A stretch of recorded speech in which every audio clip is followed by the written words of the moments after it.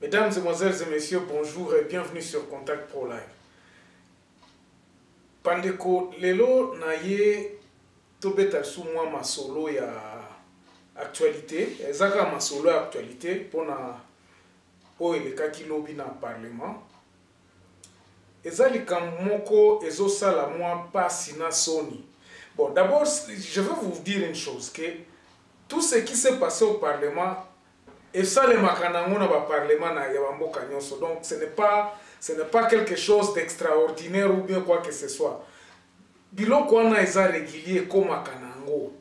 Donc ti ba simbani na ba veste, ba cravate, ba msu ba bwakala na ba maki na ba France wana na Afrique du Sud au mona ba malema penza. Donc ti président parlement yebisi bango ba bima biloko wana ekomaka. Ça c'est un point. Bon. Total na ndenge ya droit. Na ndenge ya droit, c'est-à-dire que likambo oyo ezana na justice bakangi mutu oyo a initiaki motion wana. Likambo wana na esirité, je ne sais pas quelle est la machination et ça la kike président ya parlement donc madame Mabunda tindi déjà makambo alobi na yebite qu'est-ce qui s'est passé. Ils ont fait ça dans la précipitation et ça les meti et kendaki ti et comme kaka keno, il faut mentionner les cas ndenge batu bazalaki majoritaire et comme ndenge wana kabunda za libanda. Pour l'instant, la décision est prise, donc on ne sait pas maintenant affaire on a justice et kosuka ndenge nini. Pona la sabino que à un certain moment, eza ba machination politique. Siko éthique eza les sous-souté na mboka na biso. Donc, les institutions ne sont plus dans ma cambo éthique. Aux hommes, on a un intérêt dans le personnel. Et ça, qu'on prime sur toutes les choses, sur toute la ligne. Mais maintenant, prenons les faits. Tous les gens, nous devons réfléchir, nous avons fait. Et bandit d'engeni, et outi wapi. Pourquoi cette histoire ici est salémie? Et commis awa, pourquoi? Les cambo, moi, je peux vous assurer que les cambo et bandit les lotés. Donc ezaka kawana batu bazaka ka ozake donc bazako talana nani angwa ko kende liboso bo se rappeler na ba antécédent o ezalaki ba maître de nage boko kima boko nager tout ça ba msusu ba lobité to kolongola yo. Donc depuis longtemps on cherchait la tête de Kaboun, la place wana ba longola yo. Mais moi mon problème aujourd'hui na olandelango na angle sur la personne, sur la volonté ya kubongisa mboka. Na banzi na zoloba mikolo nyonso na ba émission na ngana obi. Notre pays na législature o ekoya, il faut to définir ango lelo. Donc c'est aujourd'hui que nous devons adopter des attitudes qui définiront l'ambiance de 2023. Les lois qui ba attitude na biso soki tozozwa Congo au sérieux. Ne pensez pas que na 2023 nde ba makambo na kosalema. Si nous ne mettons pas nous-mêmes en homme d'état, bato bazali kolo kuna, baza au pouvoir lelo, ba se sentir avec l'obligation à kobongisa mboka, makambo ngo ekobonga akate. Ça n'ira nulle part avec Babiloko à marque O. Pourquoi? Parce que ce sont des guerres politiciennes. Imagine tout Babiloko ezako salema pendant ce temps-là na Ozaïr na des parties de la République où il y a de l'insécurité, nzaleza na mboka, toza na Covid, eza na face na mboka. Donc tout on distrait le peuple. Babiloko abubu ya boye et ukai kokomate. Eza neti par exemple ndaku na yo moto ezozika, donc il y a du feu dans la maison, mais yo vandi wana l'hôpital. Maman lambelingana note oh bokomi koswana yona mama. Vous ne mettez pas vos intelligences pour résoudre les problèmes actuels du pays. Babiloko na bino ezakaka bo se fixer ba intérêt na bino boza wapi ngande naza président nga naza kuboye Non, c'est quand même très ridicule. Namboka nabiso na ndenge o tozali awa. Alors, de ce fait, prenons d'abord les personnalités ya mutu na mutu oyo aza impliqué na kati ya likambo oyo. Bon, bien sûr que FCC babande koluka Jean-Marc Kabound depuis tango babande koyebisa bango ke no baza ba maître nageur tout ça. Bon, prenons la personnalité d'abord ya Yemoko Jean-Marc Kabound. Baloba boy. Mwana oyo abokwami na famille tango abimi libanda caractère na ye elakisamaka. Caractère na ye bombamaka te. Akobimisa kaka biloko oyo ye ayebi. Soki azalaki brutal akozalaka brutal. Regardez un peu ce qui se passe dans l'UDPS en soi. Ba comportement ya Kabound, ya Jean-Marc, eza ndenge nini au sein même de son parti. Qu'est-ce qu'on lui reproche? Bazo reprocher ye nini? Pourquoi l'UDPS n'est pas ensemble pendant que c'est lui le président AI? Bon, bongo soki yo mtu oyebi ko kamba famille na yo. Oyebi ko kamba famille na yo te. Est-ce que ko kamba parlement? Attendez moko toki koloba oh ba tu FCC balongoli Kabound, mais ça c'est une institution de l'État. Tu ne montres pas le caractère étatique d'un homme qui doit présider l'Assemblée nationale. Au-dessus, il y a Bababilo, il y a Kofinga. D'abord, sur le plan, il n'y a personne. Donc, Ndengenini, Ozo Kambabatu. Et donc, imagine-toi par exemple, Lelo, président de la République Nenga Kuna, a commis la Kisaki dictature et qui a yébi que Azana chaise éjectable. Il faut être malin comme un renard.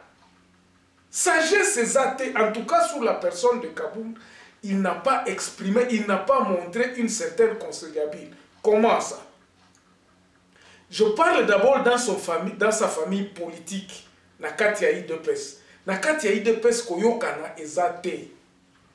IDPS est divisé par des guerres fratricides, donc et puis il ne montre pas Azako exprimer à ta volonté mon côté à Koloba que non, c'est nous qui sommes au pouvoir, nous avons intérêt de nous mettre ensemble to bongisa makambo à partir na biso pour que tous à la force ya kokende kuna. Si les gens qui sont oyo bavota qui na motion wana, c'est d'abord à cause de cette histoire là na famille na bango, parce que ba tu yi de pes pe bavota qui pour cette motion là pour kakende pour kabima. Et je vous assure que eloko e bandi kuna et qu'on se transmettre ti na IDPS. Il est devenu le président le tout-puissant, Jean-Marc Kabound. On l'appelle ironiquement le tout-puissant. C'est-à-dire qu'il lui-même a créé sa tombe. Donc, a créé sa tombe na yemoko ti tokomi na destitution na ye oyo. Imagine-toi par exemple, yo mutu mobimba, oyebi que vous êtes un vice-président. Et que au salim batu bazana moi nungu ezoke de libanda batindelio lettre balobi mon cher salabo oboy ko répondre, deuxième lettre oboy ko répondre, troisième lettre mutu ango aye ko répondre aye ko déposer lettre bobetiye. Et puis tout brusquement mutu oyo asali motion que non, il y a. Donc vous voyez à quel niveau Kabound a comme, parce qu'aujourd'hui certaines langues disent que non, Makambwana flagrance wana ya Jean-Jacques Mamba na cour de cassation, ça a été cogité par le tout-puissant Jean-Marc Kabound. Il cherchait comment abandonner Koluka place Nisikoyo à Bomamoto parce qu'il est seul. Il est seul à sa baningate. Il n'a pas, il a ça baningate, comment arrogant. Moi je crois que tout devrait être négocié. Même na alliance il y a FCC cash. Nous devons y aller en homme très malin. Nous devons y aller avec une certaine na tact tozala vraiment lucide ya koloba pas oyo tobeti to consolider yango pas autre parce que l'FCC est très fort pour l'instant. Tobando condamné bango mais ils ont le pouvoir pour l'instant. Ce sont eux qui ont le pouvoir. On ne peut pas en discuter aujourd'hui. Yoko kiko bandana ko bunda na même tactique qu'on a ya FCCT. Tu vas perdre. Okolongwami no pamba parce que si tu vas aller que non na obando kangisa batu na obando sala moi dictateur moko boy ces gens-là sont très organisés. Baza organisé ba yebi ba respecta ka mot d'ordre na bango. Bino na UDPS bo respecta ka mot d'ordre. À l'FCC on respecte le mot d'ordre. Toki koloba makamunyo surtout mais ces gens-là sont organisés. Mais ndenge wana pona kolonga bango tokoki koya na modèle na bango wana te. D'abord, ils sont majoritaires au Parlement. Donc, okoki, il faut que ndekuna na ndenge vraiment ya mayele lokola nyoka. À part ça, ce qui bokei, bomeki koloba, oh non, to sala na ndenge msusu, eko simba te. Alors, quel est l'avenir de monsieur Jean-Marc Aboun? Je crois que na ndenge oyo, à votre place, moi je veux me taire, je veux me remettre. Na kozonga na nunga moko na obite. Na zongela nanu libele ya mama. Tika nanu makambo ya parlement kuna. Tika bango basala makambo. Zonga na IDPS boyoka na nanu. Ba master boyoka na nanu na IDPS. IDPS ezala na ba stratégie mususu pona kokende, pona kolonga batu ya FCC. Na coalition, comme vous ne pouvez pas divorcer avec dans cette coalition, cherchez comment l'imposer. Pour utiliser Maël et Nabino. Vous avez le pouvoir sur le papier peut-être, mais dans la réalité, vous avez le pouvoir. Alors, qu'est-ce que nous avons Maël à l'Obandéni? Les léopards n'attaquent pas un buffle comme ça, non.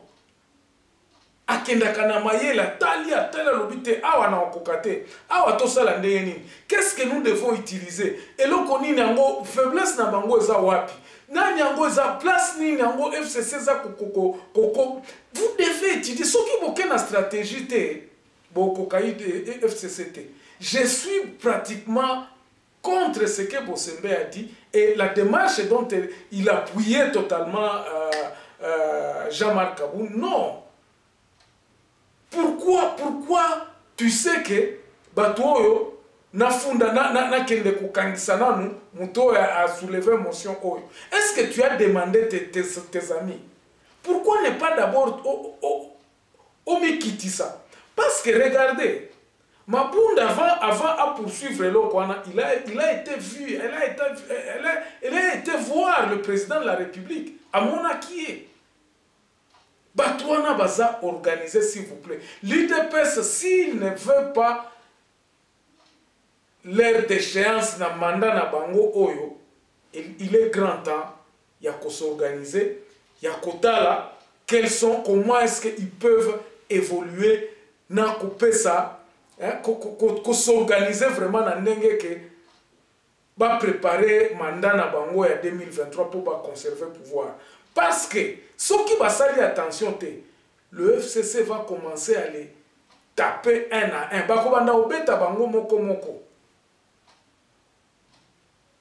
C'est pour cela, Conseil Nanga pour l'instant, que l'IDPS va se réunir, va faire la congrès na bango, qu'ils organisent, va le président na bango, va faire la liboke moko, va réfléchir d'abord à tous ces événements. Il y a qui sont au pouvoir qui n'en est. Bazana batikali na 4 ans na année prochaine donc à partir de juin 10 juin prochain batala comment ils vont s'organiser, comment ils vont faire pour que ba rectifier tir na bango parce que na modèle bazokende ba okende bien ti. Merci beaucoup pour m'avoir suivi. On se revoit dans un nouveau numéro très prochainement pour l'analyse de l'actualité. Au revoir, portez-vous bien.